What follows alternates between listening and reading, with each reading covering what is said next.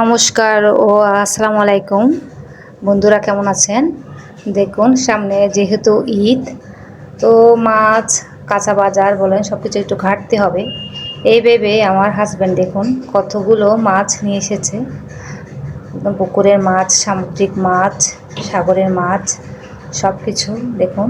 এগুলো হচ্ছে পোয়া, মানে আমাদের চাটগাঁয়ে বাসায় সাদা পোয়া বলে, জানি না।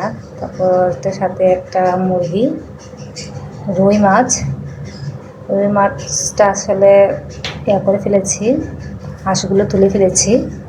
দেখুন এটা কেজি 1 কেজির থেকে উপরে হবে রুই মাছটা।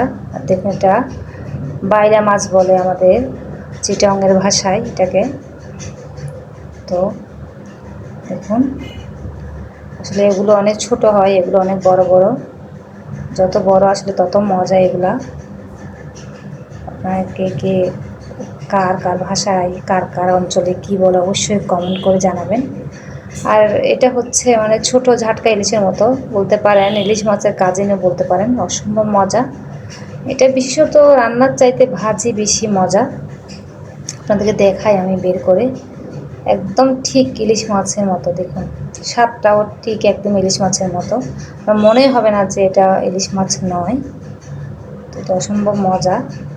তার সাথে আর দেখুন চিংড়ি মাছ, অল্প করে চিংড়ি মাছ এনেছে, কারণ আমরা শুটকি খাই বেশি, তো চিংড়ি মাছ তেমন একটা চলে না। তারপরও এমনি সবজি টবজিতে দেওয়ার জন্য এনেছে।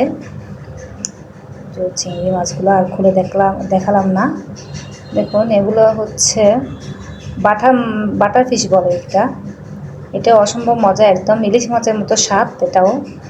এটাও প্রচুর কাটা, ভাজি খেতে বেশি মজা। এটাও আমাদের প্রায় সময় বাচ্চারা খুব পছন্দ করে। আর এটা হচ্ছে আপনারা সবাই চেনেন, এটা টুনা মাছ।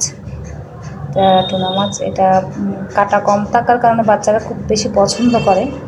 আর এগুলো হচ্ছে একদম মিশালি মাছ, এখানে অনেকগুলো মাছ একসাথে, যে লুকা, যে ফাইসা, সবগুলো একসাথে সব